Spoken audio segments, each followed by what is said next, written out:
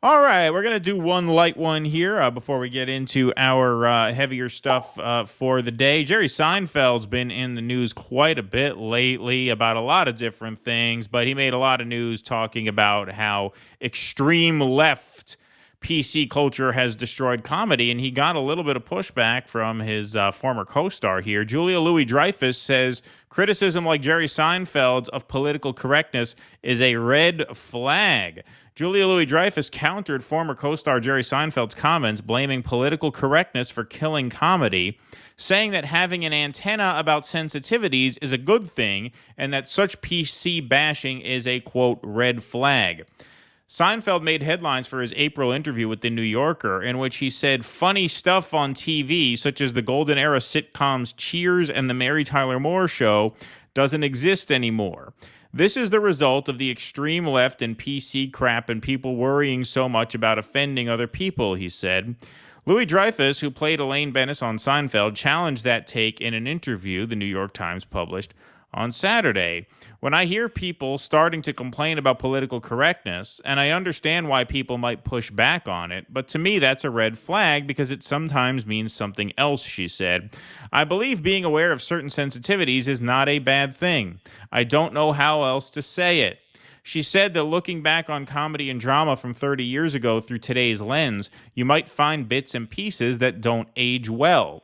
I think to have an antenna about sensitivities is not a bad thing. It doesn't mean that all comedy goes out the window as a result, she said. In a follow-up conversation 11 days after her original interview, she returned to the topic of political correctness. My feeling about all of it is that political correctness, insofar as it equates to tolerance, is obviously fantastic.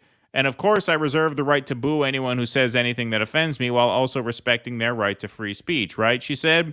She added that, in her opinion, a bigger problem and threat to art is the consolidation of money and power. That's interesting. All this siloing of studios and outlets and streamers and distributors, I don't think it's good for the creative voice. So that's what I want to say in terms of the threat to art, she said. All right, so that's an interesting comment. Yeah, it is an interesting comment. Now, on the one hand, I would say that the consolidation of money and power makes it such that these different studios and streaming platforms become so integrated with all of this money that they can push a certain social agenda that they want, irrespective of whether it makes for good art. And among certain circles, there is this very PC ethos that they try and push, which is why when Jerry Seinfeld says, well, you don't see things like Cheers and the Mary Tyler Moore Show anymore, that's true. You probably couldn't even do a lot of the Seinfeld stuff on Channel 4 now that you could back then. Where he's, of course, wrong is that you can circumvent that space.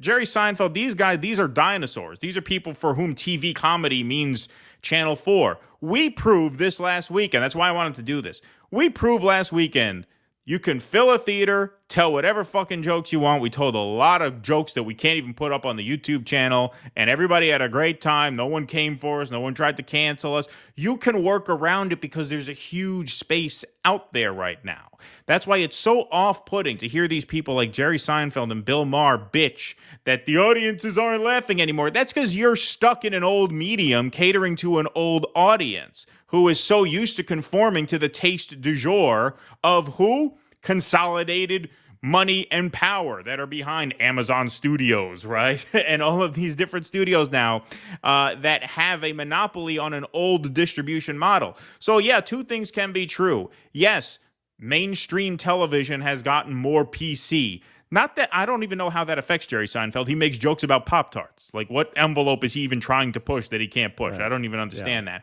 But most importantly, don't fucking complain. You're rich. You make a hell of a lot of money telling jokes. Go out and find an audience. Audiences are out there everywhere. Jimmy Dore did a great stand-up set at the Jose Vega fundraiser. Pretty raunchy stuff at that fundraiser. Did anybody come for him? No. People out there don't care. You get the sense that people are uptight and easily offended because that's the audience on cable TV, but that's a very small audience nowadays. So don't fucking complain. Just go do your shit. We did it. Jimmy did it this weekend. We all had a great time. All right. So my take on this is nuanced. I appreciate what she said overall. And I think she's right overall. At as you point out, there is this kind of ESG push on a social agenda that's deeply unpopular. And where people get upset about it is particularly Disney, but they're not the only ones. Disney gets all of the heat because they bought up so many of the beloved cultural myths. They have Star Wars, they have Doctor Who, they have the Marvel characters. And they've really been working overtime, most recently with The Acolyte, with everything right down to lesbian witches immaculately conceiving children through the Force to push this very, very outside the mainstream agenda within these formerly popular IPs that are very beloved cultural myths and very cherished. So I think you have two things going on. Yeah, we were able to do that, but where did we do it? We didn't do it at the Paramount, right? I mean, we didn't do it in a 5,000 seat house. The big money is around the ESG political correctness forced agenda.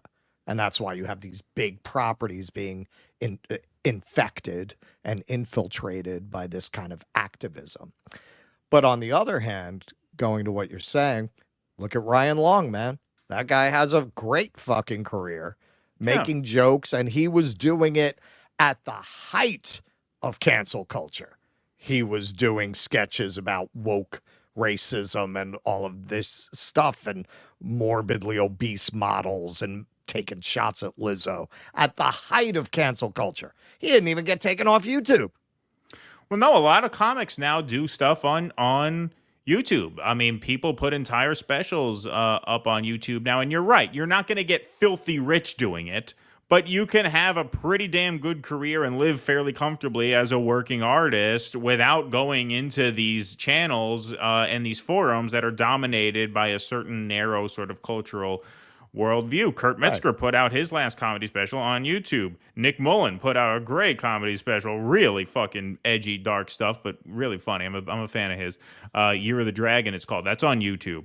A lot of stand-ups now are putting specials out directly on YouTube and doing pretty well at it. Like I said, like if you want Seinfeld money, yeah, that door might be closed to you. But fuck you for wanting Seinfeld money, man. If you can make a few $100 grand a year as a comedian, as an artist, as a podcaster, you got nothing to fucking bitch about. Exactly. Well, and this is another point I think a lot of people miss. Things in a lot of ways for an artist and a creative who wants to go their own way have never been better. Never been better. You've never been able to go around the gatekeepers the way that you can now.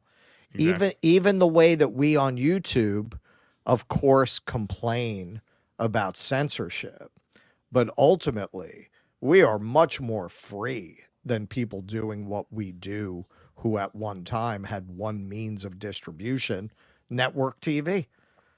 How is that? You think YouTube is censorious? What if you had a gig at a network doing journalism?